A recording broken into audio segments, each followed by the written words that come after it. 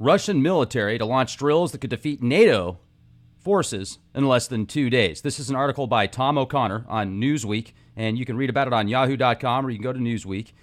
Here's what I find interesting is if you see right here the battalions and the amount of troops that NATO forces have versus Russia and their military combined with Belarus, the numbers are very lopsided. And then I start to think to myself, does it even matter anymore with 21st century warfare?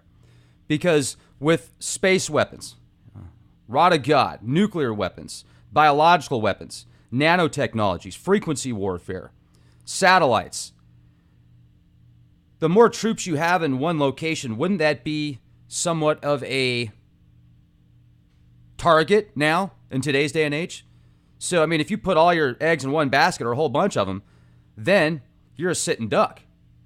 Now, before, when you didn't have reconnaissance, where there were satellites in space and the eye in the sky, and literally technologies that can pick up on where somebody is with Wi-Fi signals, essentially, and lasers that can literally tap on your... Okay, let's say you're having a conversation with somebody in your house, and the powers that be go out and pick up technologies. I don't know what the exact name is, but it's a gun, essentially, that shoots a laser at your window. And that laser picks up all the frequencies inside of the house. Those frequencies will then relay what you're saying. And this is old school technology. I'm sure you guys have seen this stuff even in the movies. So where do you think they got the idea? Nanny. So I'm seeing the saber rattling game being played here. Now, there's a huge exercise that Russia's playing here shortly. It's called the Zapad.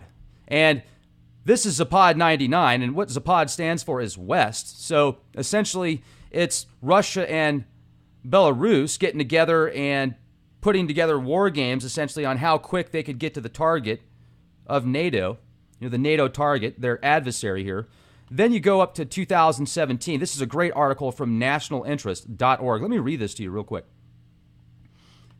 In early 2008, when Russian troops invaded Georgian territory, it came as a surprise to the global community, which had been following the Olympic Games in Beijing and enjoying the summer holiday season.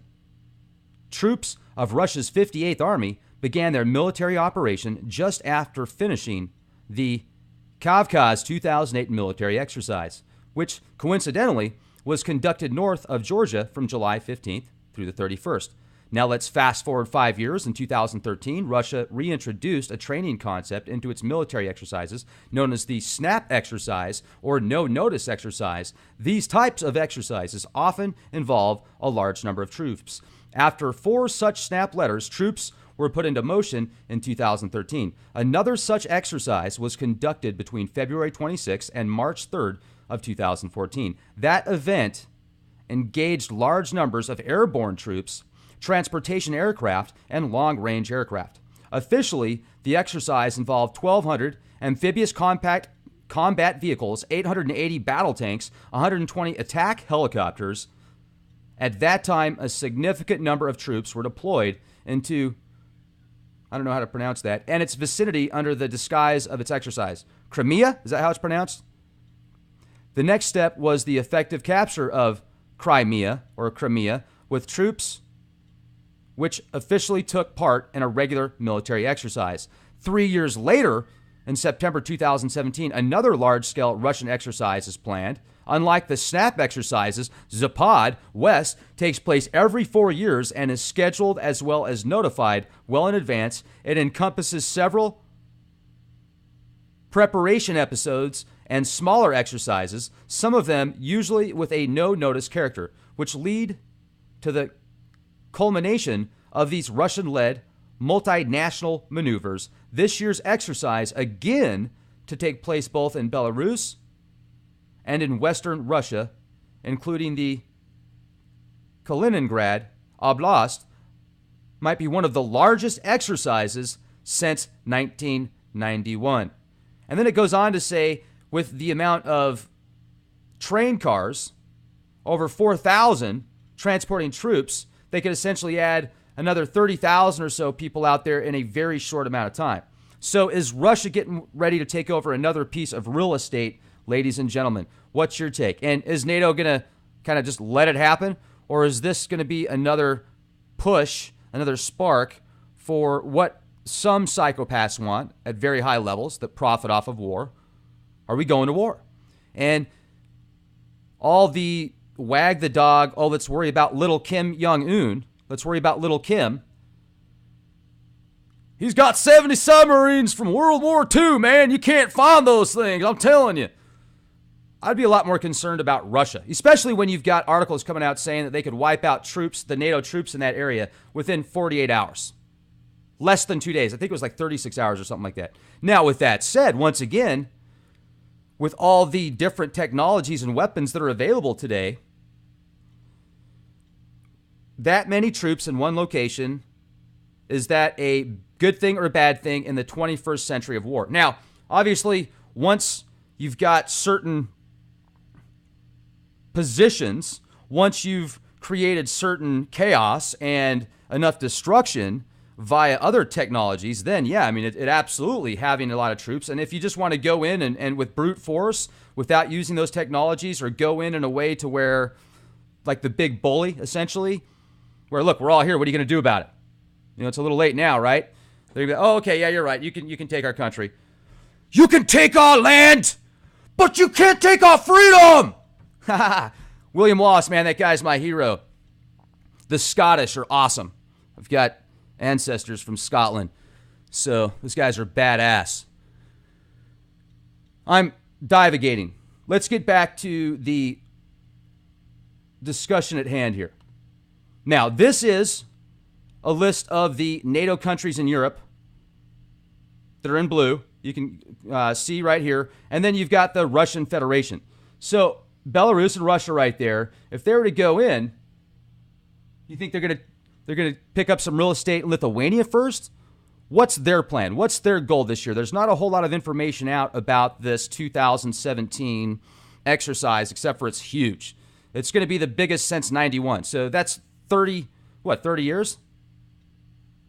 Almost? 27 years? 26 years? That's a long time.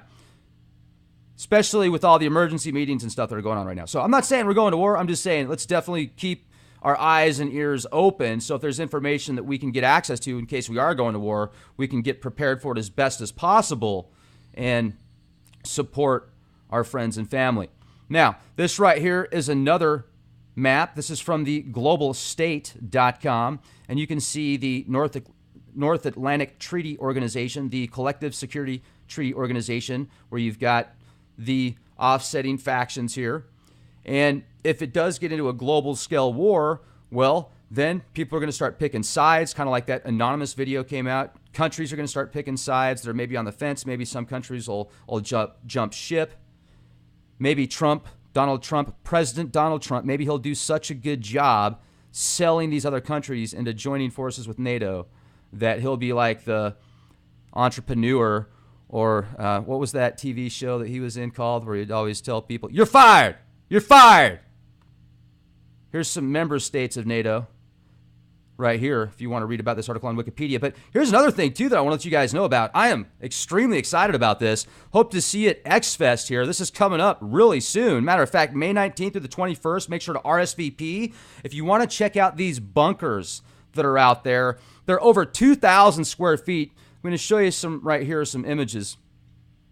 You can scroll through this. Matter of fact, here, let's turn off the Google Maps. Let's do this. I'm going to turn off the Google Maps here. All right. And then we'll move this over here. Make it a larger screen. I'll just turn my video off. Okay. So you can see right here, essentially, if you buy one of these bunkers, and here's the cool thing, they're 25 grand. Is that a lot of money? Yes, that's a lot of money. Is that a lot of money for what you're getting? Well, you tell me. A 2,000 square foot bunker made out of concrete and steel reinforced with approximately 400 feet on each side of you as far as space until you bump into another bunker. Is that a bad deal? Now, convert it into a beautiful vacation home out in South Dakota. So when you want to go to Sturgis and for the bike rallies, or if you want to go to the Badlands or the Black Hills or Mount Rushmore or Keystone or Deadwood or Crazy Horse or Devil's Tower, or somewhere really neat out there by Lead, or Lead. Some people call it Lead, which is about 6,000 plus feet in elevation out in the Black Hills. So all of this stuff is in a pretty close proximity, folks. And also, this is where you can see what it kind of looks like scattered about. Here is the map, essentially, of 575 off-grid bunkers. Imagine this being like a micro community that is beyond awesome. Brilliant minds all around the world putting some money into one of these bunkers and turning it into a vacation home or a studio or a location to just get away, get off the grid for a while and come up with amazing inventions. Or maybe you're an author, or maybe you're a sculptor, or maybe you're a artist, maybe you're an entertainer, maybe you're an engineer, maybe you work at a convenience store. Heck, I don't care. What do you like to do? What are you into? Are you looking for an opportunity to get in on a phase one opportunity, ground floor essentially? And these things are going to go up in price. So like right now they're 25 grand and they're definitely going to go up. They're doing 3-year financing with no interest. You can go in on it with your friends and family if you want to. These things can house 10 people. If you need something that as cheap as possible, you divide that 25 grand by 10 people. That's $2,500 a pop. And it's just in such a cool area. So you can see right here, these were built by the military in, I think, the 40s approximately. And they were built to withstand munitions. So they housed military explosives. And you can lay out the floor plan in all sorts of different ways. There's going to be water. And all the other stuff is up to you. So it's an open shell. It's like the Wild West, but cooler, because we've got technologies now to where you can put a shower in there. You can put a toilet in there. You can put a heater in there, and you can set up energy to where you don't have to rely on these giant conglomerates that just suck people dry with utilities. And plus, you're helping out the environment and you're being the change you want to see, if that's what you're into. So check it out, folks. XFest. You can also, if you want to, you can set up a RSVP where you can actually stay in one of the bunkers for free for the XFest. Let me see if I can make this a little bit bigger here. There we go. Okay, so that'll be you when you get in there, right? You'll be like, wow, this is totally bare. What do I do now? Well, you can do whatever you want to, within reason. I mean, check that out. So you can set it up. If you're a contractor, if you know a contractor, I know people that spend hundreds of thousands of dollars on motorhomes and RVs and fifth wheels. Well, wouldn't it be neat to have a piece of security in a very safe location off the grid, but also close enough to where if you wanted to go do something exciting, you're about half an hour away. Here's another image here. You can see how they're laid out. You can see you got the hills behind you there. Somebody said they thought it looked like this fence was pointing inwards. It's not pointing inwards, folks. It's not designed to keep you in. That's just the angle of the the camera right there. So isn't it cool that it is fenced off? I think that's great. I think that's really good news. And check out the top here. So here's what I want to do with mine, because I have one. And I want to set it up to where I'm going to set like maybe some crops on the top there, right? And then I'm going to set up what's called a solar pond or a sun pool eventually, which you can harness energy from a hole that you dig into the ground, size of a swimming pool, fill it up with water and some chemicals, and there's this specific turbine that you use as well in conjunction, and that's the basic blueprint. Well, that way you can produce power, energy, and you don't need a windmill or a solar panel. I'm going to have all three. So I've already got solar panels, and the windmill, that's going to be next. And I've got a lot of modular stuff, so I can just take it out there and set it up where I don't have to go out and start building a bunch of things, because I'm already essentially set up for living off the grid. And I put, a few grand, not a whole bunch of money, but it's not going to be nice like that picture you just saw. That'd cost about $150,000 to do something like that. So here's some more pictures. Now, RSVP, use the code LEAKPROJECT. You can go to terravivos.com or you can go to guestbookings at leakproject.com. If you use the code LEAKPROJECT and you purchase one of these bunkers, well, there's going to be some extra goods that are going to be offered for you. And that could be either like a Berkey water filter. You could pick up we've got these small solar generator dills, one of those, or you could get a windmill set up. Now, once again, here's how I'm looking at this. I don't want an SHTF scenario to happen at all.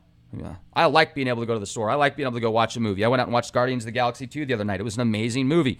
Imagine being in global thermal nuclear war. We're not going to be able to go see movies. We're not going to be able to go on a nice bike ride or go jump in the car and go pick up a latte or something as easy. It's going to be a lot more difficult if there's thermal nuclear war going on. So, if it does happen, I certainly don't want to be in the city. If martial law goes down, I certainly don't want to be in the city. If a bank holiday happens, I certainly don't want to be in the city. If the government collapses, I certainly don't want to be in the city. If we get attacked by other countries, if an EMP happens, if there's a solar flare that wipes out the satellites, if there is a pandemic, if there is a real flu pandemic that people actually really get sick, not just get sick for a few days and then get over it, I don't want to be near anybody unless they're safe and they're like-minded. Or even if they're not like-minded, as long as they're cool people, because I don't know a whole lot of people that are like-minded like me, especially in real life, as far as when I go outside of my garage. Yes, there's many of you that think like me, and I think that's amazing, yet we kind of resonate together because you start doing research on certain topics, and you see that's what I'm doing research on as well, so we all kind of collectively gather here at Leak Project. You're definitely out there. I just don't meet a lot of you. So hopefully I'll see some of you guys at the X-Fest. I'm sure I will. I mean, we've already got several hundred people that are going to be there. So I'm excited. I'm bringing my telescope. We're going to look at the stars out there, have an opportunity to talk about some solutions and some things that we can do to make a change and make a difference as a whole, to benefit society, to benefit the world, to benefit you, your family, your friends, your future generations. This is awesome, you guys. I mean, can you imagine owning a piece out there and then going out there in the summer times? Things are good. You just got like a vacation home out there. It's beautiful in the Black Hills. One of my favorite places in the world. Matter of fact, my very favorite place that I have ever been to in my entire life is outside of the Badlands. It's not in the Badlands National Park, but it's in that area within about an hour or so. And it's off of some native land. And one of the best nights I've ever had in my life, back in 2013, it was so majestic. It was, oh my goodness, I feel so good just thinking about it. It was out there in the Black Hills, about an hour away from where my bunker is. And I remember spent the night out there by myself. I was parked on the, here, I'll share it with you guys. I'll do my best to paint the picture for you as I'm talking to you. So, at that time, I had a Subaru Baja. Had to be unique, like a truck / car, because I like sports cars, but I also like the utility factor. And this thing was like driving around in a torture chamber. The seat sucked. And the car that I got, everything that could go wrong with it did. I put twice the amount of money into the car than what I paid for it, and I sold it for a third of what I put into it altogether. It was a nightmare. I mean, it was just the car from hell. I still like Subarus, but that Subaru, the people that had it before me, must have just beat the daylights out of it, because Subarus are usually really strong cars. So, I'm out there, and I'm in this area that you have to have a high clearance vehicle to get to, and nobody else out there but me. That's the way I like it. So, I'm on the mountaintop, and out in the horizon, you could see the Badlands. Not the Badlands from the national park, but an area that looks just like the Badlands. And there's this one area out there that looks like something out of Egypt. It looks like the pharaoh carving or something, but standing, like upright and larger. These are much larger than those, but just as far away as I was, that was the mindset that I got. And as the sun set, the sun hit on that area out there that looked like the pharaoh, and you could see the rays of the sun bounce off of it like this. And I have a picture of it. Awesome picture. And wow, just awesome thinking about it. And that night, there were these bats hovering over me, and there was some mountain lion, not mountain lions, the mountain goats. What am I thinking here? The They got horns on them, rams essentially. And they can walk on. It was really neat to watch them because they would just walk onto areas that you would be scared to, and their balance would be incredible. And they'd just sit down. On either side of them was impending death with, a little sliver like this. And they'd just sit there all zen-like. It was really, really fun to watch them. I don't know why I'm having a harp-on moment here and I can't remember what they're called. But they're rams, the ram horns. Man, why am I having a tough time remembering this? I don't know. It's been a long day already. It's early for me, folks. It's 1 p.m. and it's like my 4th podcast today. So I'm out there, and just the whole night was mystical. And, the next day I wake up, beautiful day, beautiful skies, no chemtrails. And it was just one of those nights that you never forget. Oh, yeah. And I went and wandered off that night. Just a little bit, a few blocks away from the car and stuff and my campsite. And I could hear, so there's these bushes. And inside of the bushes, I hear some rattling. And I hear this like, it was weird. And I wanted to go in and check it out. But something told me not to. Something was like, maybe just go back to your car, Rex. So there was something in the bushes there. Maybe it was a mountain lion. Maybe it was Bigfoot. Heck, I don't know. Maybe it was just my imagination, but I definitely heard something, and you could hear the branches and stuff like that crackling and stuff in that area, and my gut was like, turn around, go back to your car now. So anyway, good times. I hope to see you there. X-Fest. Be the change you want to see. Have a beautiful day.